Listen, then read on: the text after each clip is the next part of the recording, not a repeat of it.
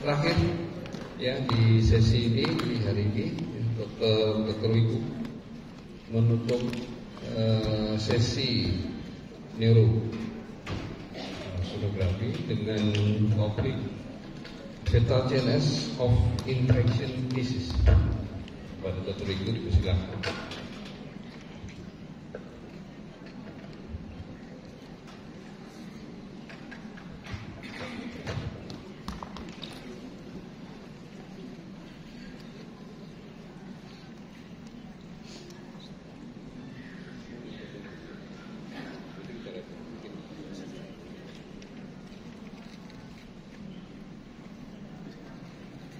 Baik, selamat sore, sesi terakhir.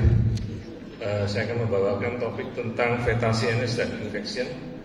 Tidak semua akan kita bahas, kita hanya akan membawakan perihal cytomegalovirus dan toxoplasma. TOX teman-teman sudah tahu bahwa itu singkatan dari toxoplasmosis, others, rubella, cytomegalovirus, dan herpes. Nah, kita akan bahas bagaimana kita mendiagnosa, terus apakah ada imaging yang lain lebih penting daripada USG, mungkinan MRI, diagnosa, prognosis ya. Nah, ini kita akan membahas mengenai bagaimana prenatal imaging pada fetus ini. Congenital infection, jadi prognosisnya apakah berhubungan dengan kapan si infeksi itu masuk, apakah pada trimester pertama atau pada trimester akhir. Ini semuanya berbeda-beda maknanya ya.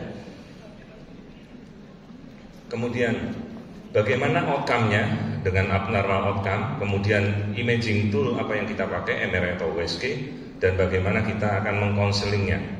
Ini contoh dari proses ongoing brain development dengan MRI. Teman-teman bisa melihat kalau masih dalam periode fetus, kemudian preterm, term, semuanya berbeda ya. Nah, proses masuknya infeksi akan membuat dia bisa menjadi neonatal encephalopathy, ischemic encephalopathy, malformasi, hipoglikemi. Ini teman-teman bisa tahu dari mekanismenya. Transmisi paling sering transplasental masuk, kemudian bisa juga dari infeksi pada saat di dalam kandungan ya, lewat bagian vagina. Nah, ini kan mekanisme dari CNS injury, dari infeksi seperti toll-like receptor pathways ya. Nah, ini mekanismenya masuk infeksi, merusak mikroglia ya. Ini kita tidak akan bahas. Merusak neuron. Nah, kapan masuknya infeksi? Jika infeksi terjadi pada trimester pertama, itu lebih fatal dibandingkan infeksi terjadi pada infeksi virus masuk pada infeksi sesi terakhir pada kehamilan. Dia akan merusak pertumbuhan brain development ya. Dia potong ini jalur pathway-nya dari migrasi neuron. Dan kemudian terjadilah disrupsi dari development migration ya. Bisa terjadi pada first trimester, second trimester, third trimester, hingga masa perinatal. Nah, ini perubahan pada second trimester menuju ke masa neonatal. Nah, ini kalau terjadi faktor inflammatory response ya, di dalam kehamilan seperti ini, masa neonatal dan berakhir dengan masa dewasa, otaknya sudah rusak. Cytomegalovirus, apa kita akan mendiagnosanya? Kita mulai dengan epidemiologinya. Tipenya dari kelompok herpes virus, congenital infection, tidak ada gejala asimptomatik, dan 10-15% simptomatik pada children, dan 25% menyebabkan long term disability. Ya, kemudian vertical transmission terjadinya transplacenta, fetal infection terjadi 1-2% kasus saja, dan outcome-nya biasanya cukup buruk.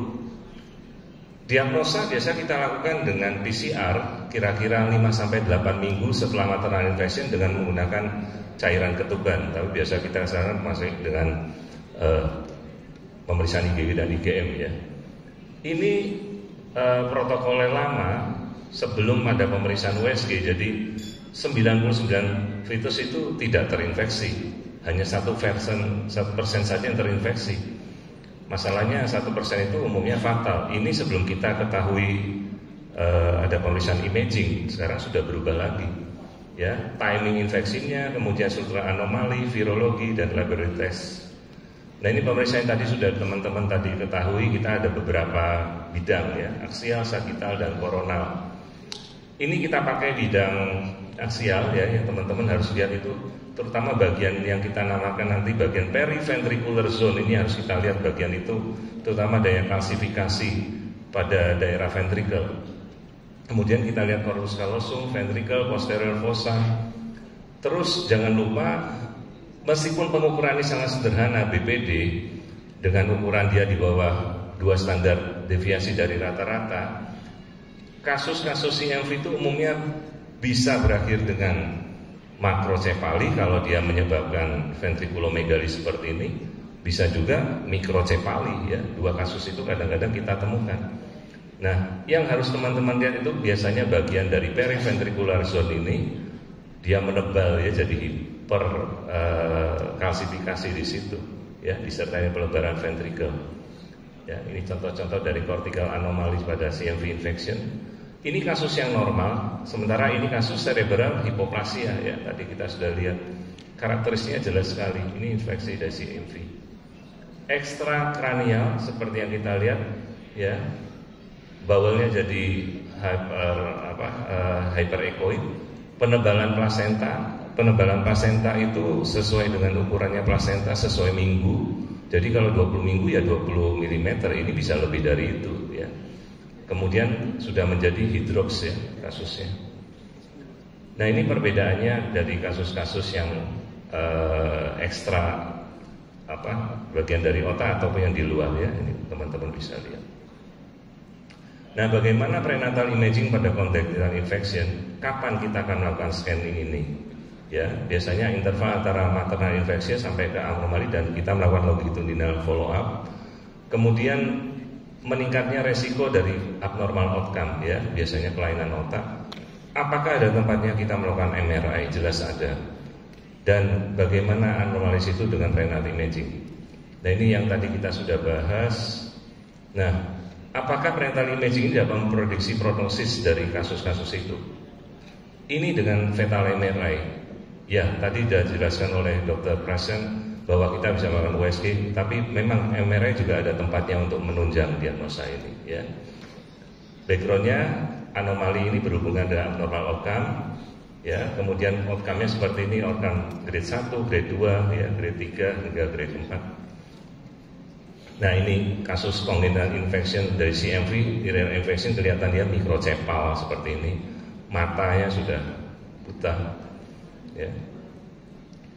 Nah, ini kemudian mereka melakukan systematic review, sudah dilakukan 27 studi ya, dan anomali pada saat follow up 10,2% ya, CNS 9,3% dan ekstrasen 0,9%. Ditemukan dengan MRI anomalinya meningkat 12,2%, maka kita anjurkan bisa kita barengkan dengan pemeriksaan MRI akan lebih baik.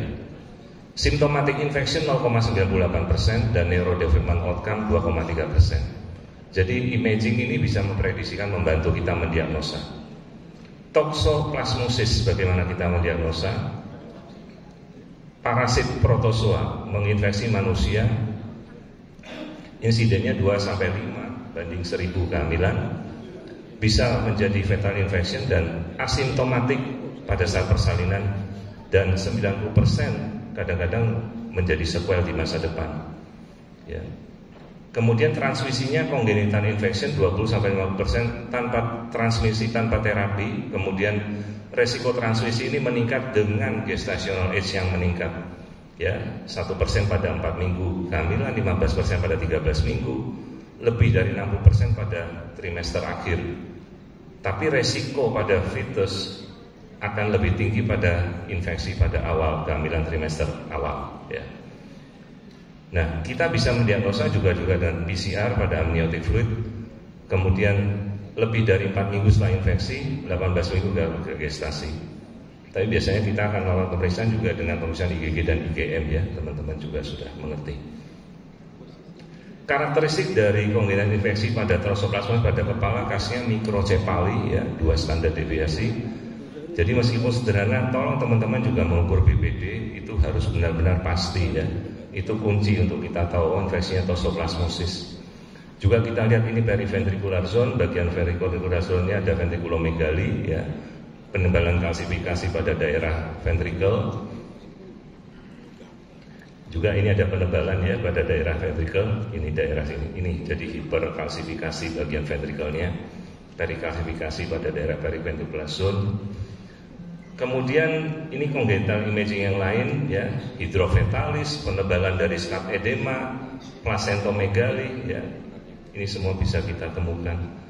Kemudian mikrocefali, severe ventriculomegali, kemudian ventriculomegali pada hyperechogenicity juga meningkat, dan multiple anomali yang lain ya. Apakah MRI berguna? Pada beberapa kasus berguna, dan kita bisa untuk melihat kelainan-kelainan yang berhubungan pada 5-30% kasus. Nah, ini evolusi dari injurinya pada awal-awal dari kehamilan. Kita akan melihat dari bagian MRI bisa menjadi abses, kemudian terkontaminasi dengan Klebsiella atau Escherichia coli atau infeksi-infeksi yang lain. Kemudian bisa menjadi infeksius vaskulopati, kemudian bisa menjadi sinus trombosis pada usia balita, subdural emphysema, ya, kasus-kasus seperti ini. Dan bagaimana perinatal outcome-nya, apa resikonya untuk masa saat ini dan masa panjang? Disability karena congenital toxoplasma, kita melakukan follow up itu sampai 20 tahun. Jadi meskipun teman-teman sudah memberikan terapi saat ini, follow up-nya sampai 20 tahun ke depan. 26% chorioretinitis, 85% selama 5 tahun pertama, 96% infeksi sekuel terjadi 10 tahun, dan 30% anomali tak terdeteksi hingga ke hari kelahiran. Konklusi yang bisa kita sampaikan, paling tidak imaging sense itu tidak selalu spesifik ya, jadi untuk menunjukkan congenital infection. Dan imaging itu juga berkaitan juga dengan bagaimana kita menentukan outcome dari kasus kita, terutama pada kasus-kasus CMV. Nah, untuk kasus toxoplasmosis ini sendiri, role untuk prenatal imagingnya tidak terlalu bisa kita pastikan secara jelas. Saya kira itu yang bisa saya sampaikan untuk menutup dari sesi fetal neurologi. Terima kasih atas kesempatan. Terima kasih Dr. Wiku. Sekarang saja diskusi, alhamdulillah sudah selesai. Time for discussion. Saya undang kembali para pembicara, dan please kita on stage again, Dr. Pasha, Dr. Aditya Suma, Dr.